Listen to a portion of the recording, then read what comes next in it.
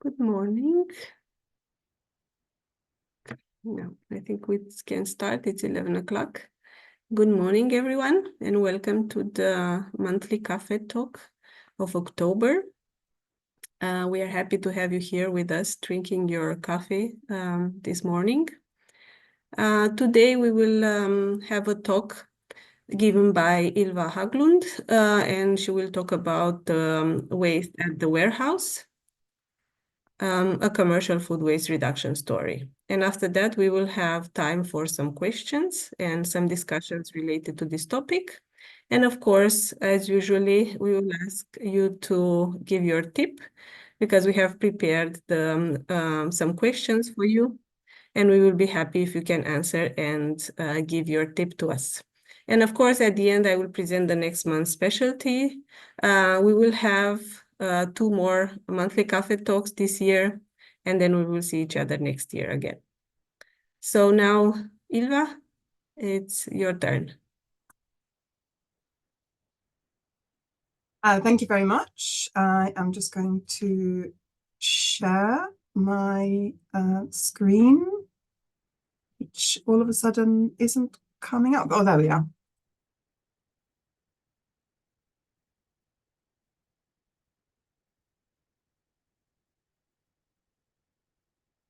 So I am hoping that you can see that okay. Now we see it. Yes, it's perfect. Excellent. Okay. Great. Well, thank you very much. Hi, everyone. It's really great to be here. I'm Ylva, and today I'm going to share with you a project that I've worked on for a number of months to reduce food waste at fresh produce wholesalers, for which we published a new case study just this week. I am the head of sustainability at the Scottish Wholesale Association, which is a trade association for Scotland's food and drink wholesalers and distributors. But before this job, I was food waste campaigns manager at Zero Waste Scotland, Scotland's waste and circular economy agency for the Scottish government for over a decade. So hence my special interest in food waste reduction. And I've also recently worked on an EU pilot project called the European Consumer Food Waste Forum. Together, we produced a compendium of tools and best practices and recommendations to tackle consumer food waste. So on behalf of the group, if you haven't checked that out already, please do so. And that's the end of that plug. So back to the topic at hand. I just want to give you a very brief background of what we're looking at in terms of food waste in Scotland. This is the situation, and it probably looks quite similar to that in your own country, I would imagine. That's usually the case. Here we're looking at approximately 1 million tonnes of food and drink waste in Scotland each year, carbon impact of 3.7 million tonnes of CO2 equivalent, and that makes up about 5% of the total Scottish carbon footprint. The per capita food waste is 189 kilos per person per year. And most of this, probably will be no surprise to you, comes from the households, about 60%, but 27% is estimated to come from the food and drink manufacturing sector. And that is because this is a major industry in Scotland. It accounts for 1/3 of the total manufacturing turnover here. So it really is a key industry for us. But when it comes to food and drink wholesale, which in turn, of course, is a fairly major sector of industry, and the reality is that we just don't know. There's no data at all. And really, my view is that the wholesale sector has the potential to be a real player in food waste prevention, both in their own operations, but also to influence others in the supply chain to do the same. If you think about it, they're right in the middle of that supply chain, the producers to one side who they work with, and then on the other side, the customers, basically everybody who supplies food. So this has not been a focus of investigation, to my knowledge, at all here. And that's what we set out to change in some small way with this project. So who was involved? Well, it was myself, one of our members, Mark Murphy, a fresh produce wholesaler based in Scotland's capital, Edinburgh, and they had been in touch with me about their work on waste and the challenges that they were facing with respect to food waste. They are part of a bigger global company, Dole, them of the bananas, so you probably know them. And they sell primarily fruit and vegetables, and they mainly sell into hospitality and public sector food service.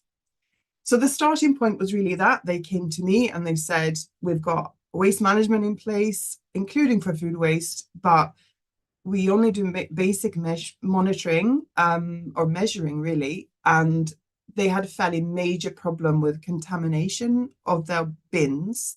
They did donate surplus food already to loads of really great fruit projects, but they weren't tracking this at all. So there were a lot of question marks. And basically, because of all this, they didn't really know why and where within their own processes that food waste arose. So there was an opportunity here to bring in my old friends at Zero Waste Scotland, and together we developed a project to explore what the opportunities were and to understand, if possible, what are the barriers and how to overcome them, and try to establish future strategies that could help them, but also the wider wholesale sector. So these were the components. First of all, a 1-month measuring challenge for them to get some kind of handle on just how much food waste they actually had. This was followed by an audit by a professional consultant, an observational audit, so more detailed. And then after this, there was an introduction of engagement and communication measures, and then the implementation of measurement and other processes. So let me tell you a little bit more about each of these in turn. So firstly, this already existed. So this is Zero Waste Scotland's 1-month food waste challenge. And we asked Mark Murphy Dole to basically use this. It's pretty basic. It's meant to be available to, any restaurant kitchen and so on. It's just really to kind of start, for people to start to think about and measure the bins, essentially, and looking at what goes in there. So we asked them to do this for 1 month, and also try to start to analyze the results themselves. As I'm sure you can imagine, the classic phrase that was the starting point, especially within management, was, but we don't really have food waste here, and that's just, I think we've all had that every day of our working lives, working on food waste. So it's fair to say that, they were allowed to go ahead with the project, but management were a bit like, well, this isn't going to necessarily lead us anywhere. But already after this initial measurement, you can see there down to the right-hand side that they were mightily surprised about what was found. So for 1 month, they found 1.62 tons of food waste. Now, it's important to say this is less than 1% of the food going through the depot, but it's really quite substantial. If you scale that up to 1 year, it's nearly 20 tons of food waste. And the disposal cost, just paying for the uplift of that waste, is nearly £12,000. And then calculating the true cost of waste, so all the, everything throughout the whole process of getting it to the warehouse, over £60,000 a year. So as you can see and imagine, this is maybe where management started to think, oh, well, maybe it's worthwhile doing this anyway. So following this, we then had these consultants come in, thanks to Zero Waste Scotland, who were really looking in much more detail, did an observational audit, looked at all the different parts of the process within the warehouse to see what was being wasted. And this was to support their own 1-month challenge findings. So while there were actually loads of good practices present, there were some key recommendations, among them to introduce regular monitoring and measurement, unsurprisingly, for them to address contamination of bins. This was estimated at 10%. So actually the food waste figures that we found, we could then add an extra 10% to, and to introduce improved signage, improve staff engagement, or really start staff engagement on this issue. They also recommended establishing a structured program of communication and training and engagement for all staff, and to use notice board messaging, clear signage, positive reinforcement, incentives, to really start to get this going as an issue, as a talking point within the company. Also to address potential barriers such as a lack of buy-in involving senior management, to review and define expectations for how to manage, how to record, how to report food waste. And finally, also to, importantly, of course, to reassess existing policies and implement new procedures where needed. So there was a lot of work, and probably actually potentially a little bit daunting for them. But this was a good starting point. They set up a Green Champions program, and on recommendations made sure as much as possible that this was a diverse group from across the business, including management. They received training and information not only on what the findings had been at their organization in terms of food waste, but also on wider climate change issues, the true cost of food waste, and importantly, how to talk to others about sustainability and how to create a plan for what they would take forward themselves. So they also contributed to a new training program on site to do with recycling, basically to tackle that contamination of the bins. And that's still ongoing. It's important to say all these things are still ongoing. One thing that seemed to have worked quite well is they introduced a quiz for what they call unintuitive materials. So basically materials that often people throw in the wrong bin, in the recycling bin. And this was included in New Start induction packs. So when anyone new starts, they get to actually have to learn about the recycling procedures and common mistakes as part of that new training. They also introduced a very simple, but we believe really contributed to the information and the engagement, a new waste board, like a signage board in the warehouse. Everyone walks past this every single day and night because this is a 24 operation and is updated monthly with recycling performance. So it's constantly there for them to see how hopefully there is an improvement ongoing. And there was also support provided to embed food waste measurement into operational procedures. And the most important thing here that happened here was that someone very technically minded within the company, so this was not something we did for them, this is what they did themselves. They started to think deeply about the flow of food within their operations. So they created a food waste management flow to identify the gaps in data collection and where, therefore, they needed to introduce more rigorous monitoring. And basically what this meant was that once they could see more clearly where they needed to improve the processes and better communication to staff members who were dealing with these particular tasks, if you like, within the business, they could implement these changes. So this was a real game changer. It allowed the person at this particular point in the food flow, to ensure that procedures were introduced that worked for them, but that would ensure, for example, that more food could be sold at discount where this was appropriate, rather than going in the bin. So that's one example where they might have jumped a step in the logical flow because staff weren't aware of what the boundaries were for where the food was okay to sell at discount. It would just go in the bin, possibly the wrong bin. So they started to think much more deeply about this. And I really have to credit a lady called Cora Allen, who's technical coordinator in the company, who has brilliant strategic mind and looking at the food from the inside and what needed to happen. But of course, it wasn't all plain sailing. The barriers to reducing food waste identified within the project can broadly be split into these three categories: so policy, cultural, and economic. And the policy barriers were essentially that this is a company that's been going for about 40 years. There are loads of shifts, there are loads of people, and things have been done a certain way for a long time. So if you like, old habits die hard. So they needed to look through the food waste reduction lens to scrutinize procedures. And sometimes, that was met with,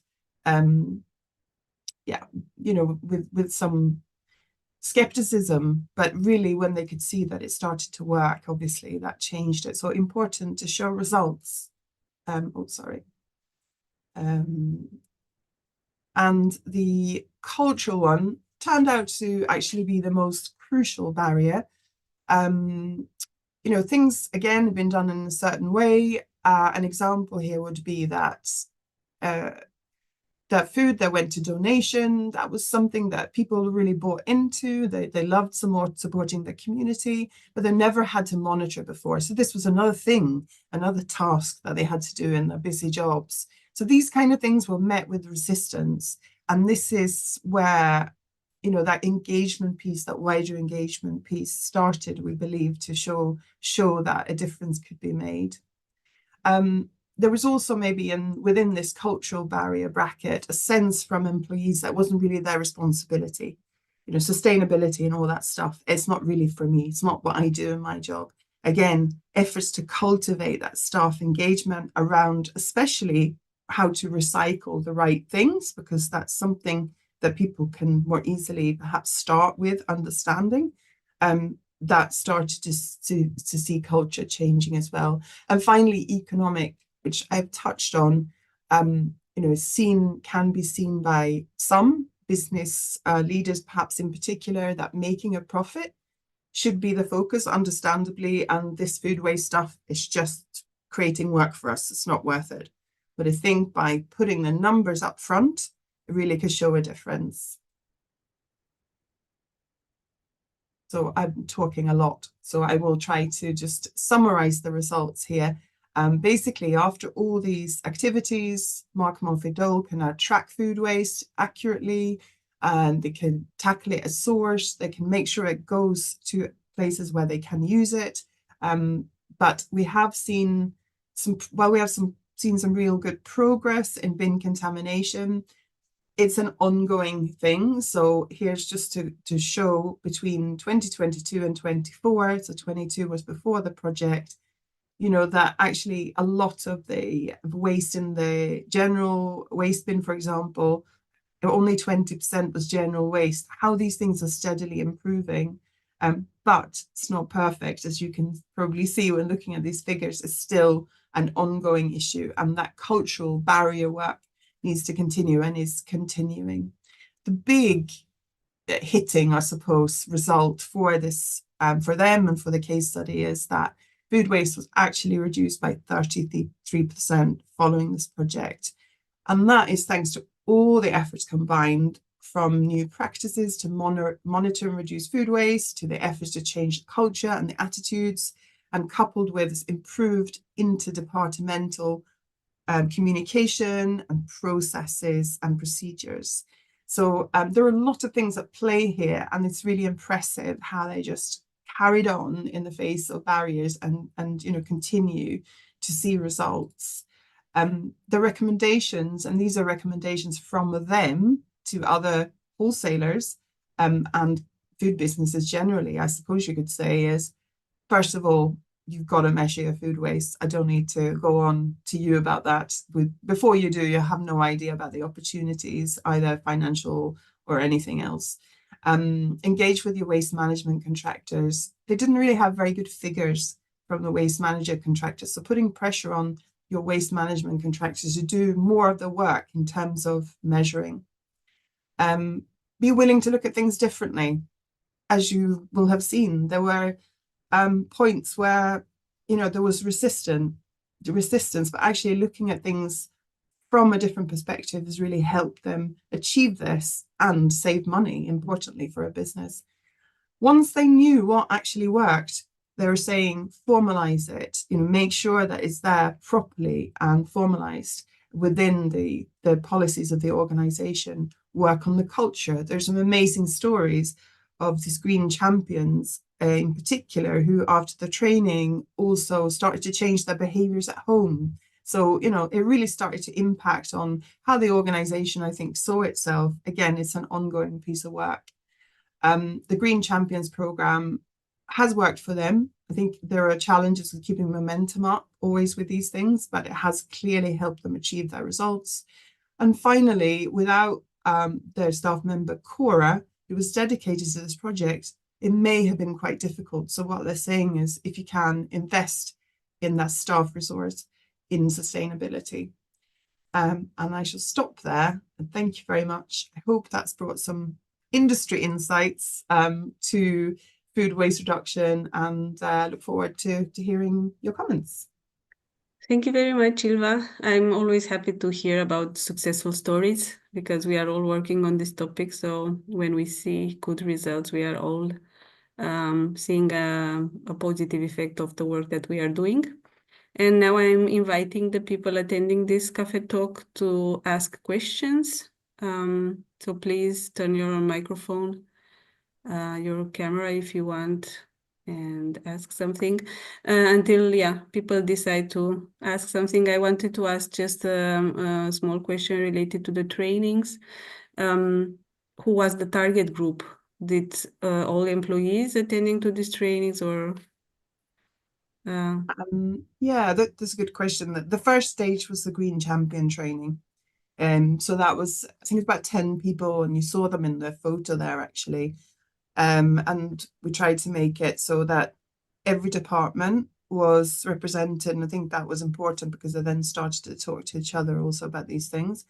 Following that, it was then their job to create this program of communication and training for all staff. They're focused initially on recycling to reduce the contamination, and that has led to some results, and also 5% increase in recycling rates, which is good.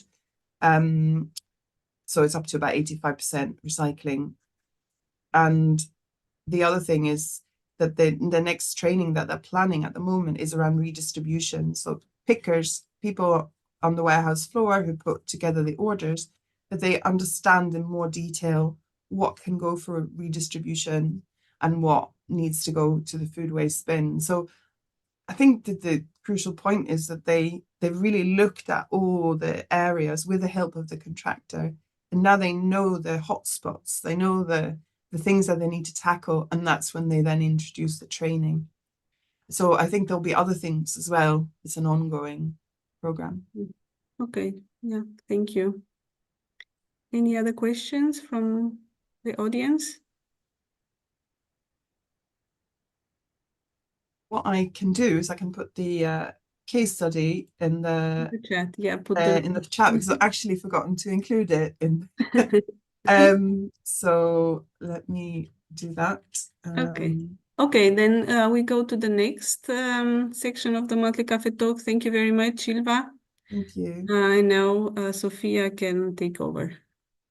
Okay, just a bit for me to sharing my screen. Okay, so please give us your tip, and apologies for our regular customers if you find this a bit constant, repetitive, but we really need this for our report. And as usually, okay, so scan the QR code, or go to slido.com and write this code.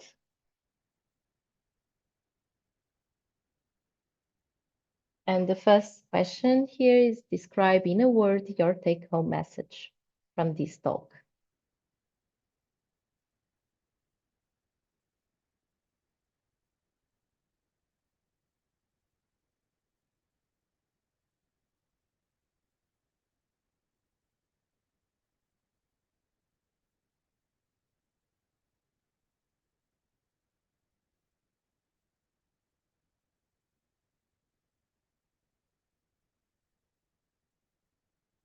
Yeah, success is the word that is standing up. It's true, Ylva. a great success here, a success case study. Nice, thank you. Okay. Participants, we have no more participants. I'm waiting for 14 answers. That is not a repetitive question because we are having different presentations.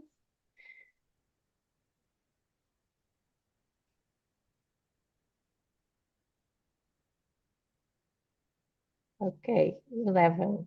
Okay, we have 3 people shy. So let's move on for the next question. If I can, I don't know what I do here and I cannot. Okay. What do you think about the discussion? Many was left to discuss. There was nothing else to add, or we need more talks on this topic. On this topic, I think case studies, more success case studies, I think.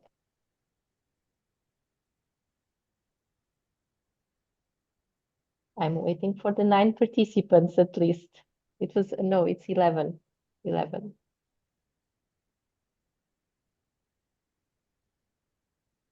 Okay. Because we need more success case studies to be presented here. 12. Yeah, we have one more. Thank you. So, and how about the length of this cafe talk? Too long, too short, or just about right? That is one of the repetitive ones. but maybe you change your mind from all the sessions that we had. I'm glad no one thought it was too long. That's good. So we could go on a bit. Was only you worried about being too long. Yeah. Okay, so next one, we have our 12 participants. How will you rate this cafe talk?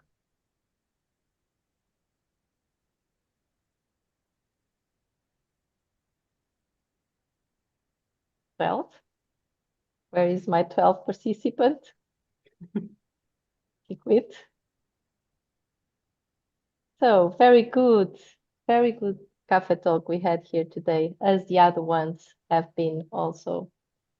So which other topics you would like to discuss in the next cafe talks? This is our last one.